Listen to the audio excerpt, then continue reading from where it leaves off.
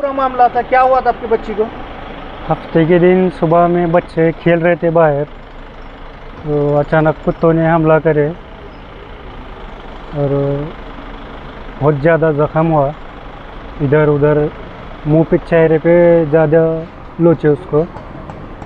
और नगर परिषद में हमने अर्ज़ भी दिए थे 2-4 बार, उसका कुछ ऑब्जेक्शन नहीं लिया उन्होंने।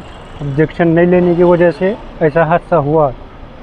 आज हमारे बच्चे के साथ हुआ, कल किसके साथ नहीं होना, इसका जिम्मेदार नगर परिषद ही है फिलहाल। तो दूसरे को तो कुछ नहीं बोल सकते।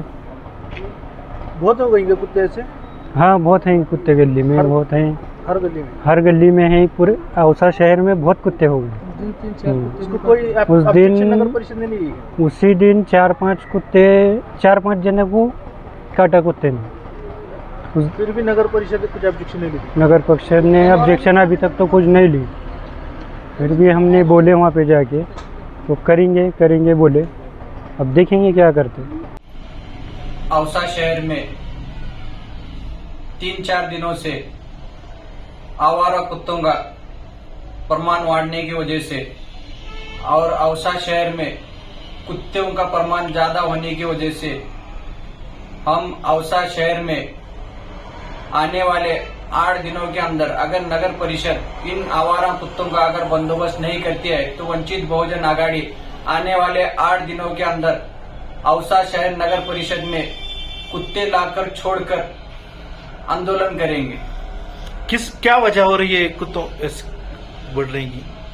वजह यह है कि ये जो आवारा कुत्ते फिर रहे हैं, इनके वजह से बहुत सारे जनों को तकलीफ हो रही है। अभी की फिलहाल की 2-4 दिनों की पहले की बात है कि औसा शहर कुरेश मोहल्ले में एक छोटी सी बच्ची जो 2 साल की है, उस बच्ची के ऊपर ये जो आवारा कुत्ते फिर रहे हैं, इन्होंने हमला किया, जिसकी वजह से वो बच्ची फिलहाल अभी लातूर के दवाखाने में एडमिट है, जिसका ट्रीटमेंट चल रहा है।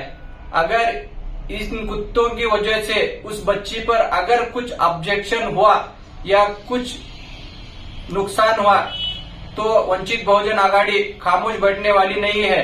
क्योंकि अगर 8 दिनों के अंदर अगर नगर परिषद इन कुत्तों का बंदोबस्त नहीं करती है तो आने वाले 8 दिनों के बाद वंचित बहुजन आघाड़ी नगर परिषद के अंदर कुत्ते लाकर छोड़कर इसका आंदोलन करेंगे।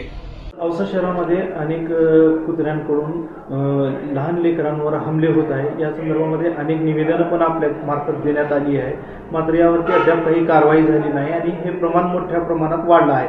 काय सांगाल? नमस्कार, माझं नाव मंगेश शिंदे। मी औसा नगर परिषद मुख्याधिकारी म्हणून नुकताच रुजू झालेलो आहे। या ठिकाणी इलेक्शनमध्ये रुजू झालेलो आहे। यामध्ये हा भटक्या कुत्र्यांची समस्या या ठिकाणी मोठा समस्या निर्माण झालेली आहे, माझ्या निदर्शनास आलेला आहे।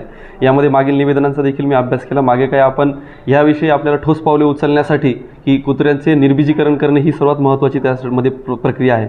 ॲनिमल वेलफेअर बोर्ड ऑफ इंडियाच्या निर्देशानुसार आपण त्याची कारवाई सुरू केलेली आहे। यामध्ये पहिल्या टप्प्यामध्ये ज्या भागात कुत्र्यांची संख्या वाढलेली आहे तिथल्या कुत्र्यांना पकडून आणणे व त्यांच्यावर निर्बीजीकरण करणे ही प्रक्रियेचं काम आपण एका बाह्य NGOला देण्यासाठी आपलं टेंडर पण या ठिकाणी निघालेलं आहे।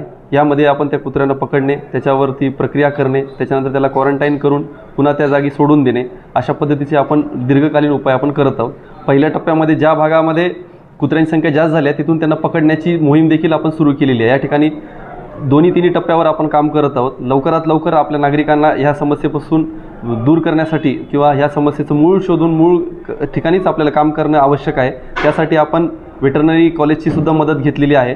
लातूर आणि उदगीर या टीमला पण आवाहन केलेलं आहे की जेणेकरून आपण एक मास ड्राईव्ह जर घेतला तर मोठ्या प्रमाणावर ज्यावेळेस या कुत्र्यांची संख्या कमी होईल, म्हणजे जेव्हा निर्बीजीकरण होईल तेव्हा त्यांची संख्या आटोक्यात येणार आहे। आणि त्यासोबत नुसतं त्यांचं ऑपरेशन नाही तर त्यांना अँटी रेबीज इंजेक्शनसुद्धा देण्यात येत आहे। त्यासाठी आपण लवकरात लवकर सकारात्मक पावले उचललेली आहेत। सर्व नागरिकांना माझं हेच आव्हान आहे की आपण नगर परिषदेला मोठ्या प्रमाणात सहकार्य करावे आणि कुठली अशी घटना घडण्याच्या पूर्वीच आम्हाला जर जास्तीत जास्त माहिती द्यावी व आमच्या पूर्ण कार्यक्रमाला त्यांनी सहकार्य करावे।